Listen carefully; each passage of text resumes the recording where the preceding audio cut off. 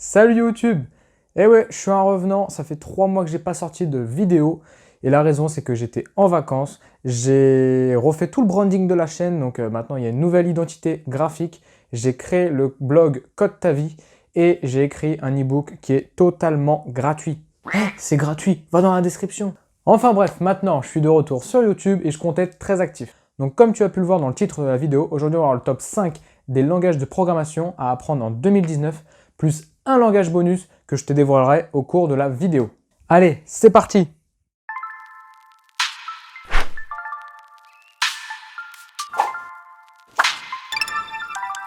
Je vais donc te donner le top 5 des langages de programmation à apprendre en 2019. Ces langages vont te permettre d'être en accord avec le marché actuel. Tu pourras ainsi trouver un job ou des missions en tant que freelance beaucoup plus facilement, car actuellement, ces entreprises recrutent sur ces technologies. Il y a des centaines de langages de programmation qui existent et tu ne sais peut-être pas vers quel langage ou technologie t'orienter, ou alors peut-être que tu es déjà un développeur et que tu souhaites apprendre un nouveau langage mais tu ne sais pas lequel choisir, eh bien je vais te guider dans cette vidéo. Ces langages vont être classés en fonction de la demande sur le marché, des utilisateurs actifs, donc tels que le nombre de repositories sur GitHub, ainsi que la demande et les questions-réponses sur Stack Overflow, et en fonction aussi des salaires.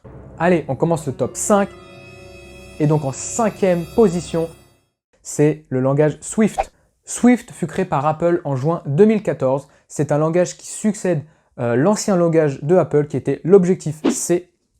Et donc il permet de créer des applications iOS. La communauté de Swift s'agrandit d'année en année au vu du nombre de repositories sur GitHub ainsi que de la demande sur le site Stack Overflow. Et ça le sera encore de plus en plus au vu de la sortie du nouveau framework qui s'appelle Swift UI, qui permet de développer des interfaces utilisateurs beaucoup plus facilement. Toutes les applis que tu peux retrouver sur l'App Store sont développées majoritairement en Swift. Il y a donc une demande constante, ainsi que des salaires qui sont dans la moyenne convenable. Passons maintenant à la 4e position. Il se nomme Kotlin et il fut créé par les développeurs de chez JetBrains et présenté à la Google I.O. de 2017. Il permet de créer des applications mobiles sur Android et il succède quant à lui au langage Java car Kotlin est officiellement le langage de programmation voulu et recommandé par Google pour développer des applications Android.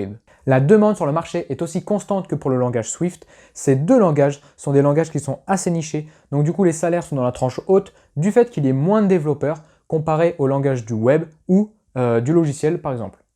Si les salaires en fonction des langages t'intéressent, dis-le moi en commentaire et je t'expliquerai tout cela dans une prochaine vidéo.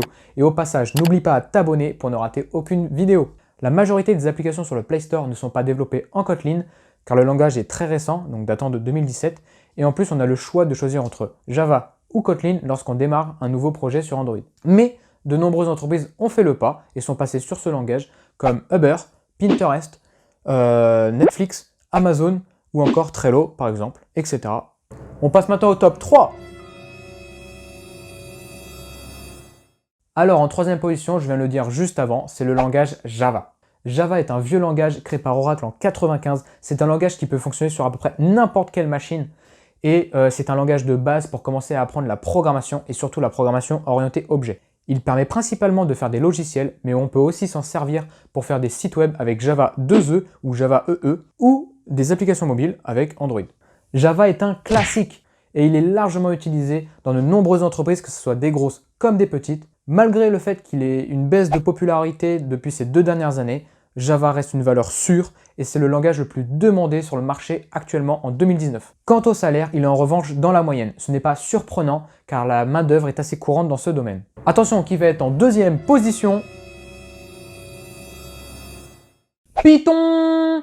Non, pas le serpent. Si tu es débutant et que tu souhaites commencer la programmation, moi je te conseille fortement de démarrer avec Python qui va te permettre de maîtriser les bases de l'informatique et de l'algorithmie. Et puis aussi, c'est un langage de haut niveau. Du coup, il va être facile à apprendre et ensuite, il a une syntaxe très facile. Ce langage permet principalement de faire des scripts pour faire de l'automatisation de tâches, mais on peut aussi faire des sites web avec le framework Django et depuis très récemment, on peut faire de l'intelligence artificielle, donc de l'IA, et aussi du machine learning.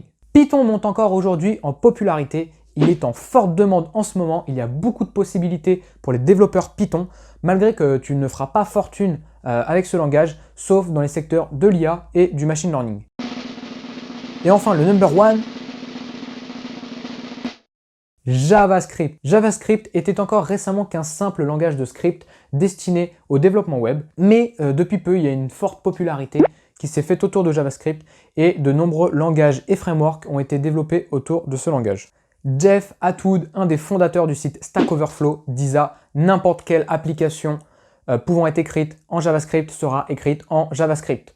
Donc si lui-même disait ça, c'est qu'il croit en l'avenir de ce langage. Si tu es dans le secteur du web, tu dois apprendre ce langage indispensable, sinon tu seras en retard par rapport à la concurrence et au marché qui évolue de plus en plus vite autour de ce langage. JavaScript s'est décliné sous toutes ses formes, pouvant maintenant faire des web apps avec le framework Angular ou React.js, mais aussi des applications mobiles avec Ionic ou React Native, et enfin aussi c'est orienté du côté back-end, donc les serveurs, bases de données quoi, avec Node.js. JavaScript est une technologie d'avenir. Il pourra peut-être dépasser Java sur la demande du marché un jour, mais les salaires vont rester à peu près constants avec JavaScript et Java. Et voilà le bonus qui est pour moi Dart et Flutter. Dart permet de faire du web, des desktop apps, donc les applis sur PC, et des applications mobiles, donc avec Flutter. Et son principal but est de remplacer JavaScript. Ce langage est hors classement, donc je ne vais pas en parler beaucoup. C'était juste pour te dire que ce langage existe et dans une prochaine vidéo, je vais t'expliquer plus en détail ce qu'est Dart et Flutter. Le fait d'apprendre un langage de programmation populaire fera que tu auras beaucoup plus de demandes. Ok, c'est bien, mais à contrario, tu auras beaucoup plus de concurrence. Il faut donc se démarquer. Je tiens à préciser une chose, c'est que tu n'es pas obligé d'apprendre ces langages à la lettre. Forme-toi d'abord sur les langages qui te plaisent et surtout en fonction des secteurs de l'informatique qui t'intéressent ou qui te passionnent. Ça ne sert à rien de se forcer sur un langage qui ne te plaira pas. Donc je rappelle le top 5 des langages de programmation à apprendre ou du moins à s'intéresser en 2019. Donc en 5e position, Swift, en 4e, Kotlin, en 3e, Java, en 2e, Python et en première, JavaScript. Donc dis-moi en commentaire quel langage préfères-tu et pourquoi, car ça m'intéresse de savoir qui code sur quel langage. J'espère t'avoir aidé sur le choix de ton futur langage à apprendre. Si la vidéo t'a plu, n'hésite pas à la partager et surtout à la liker au passage, ça fait toujours plaisir. N'oublie pas aussi de récupérer ton ebook 100% offert qui est dans la description, qui va te donner toutes les ressources indispensables si tu souhaites te lancer dans le développement mobile. Je te dis à bientôt pour une prochaine vidéo, reste connecté et code ta vie. Bye!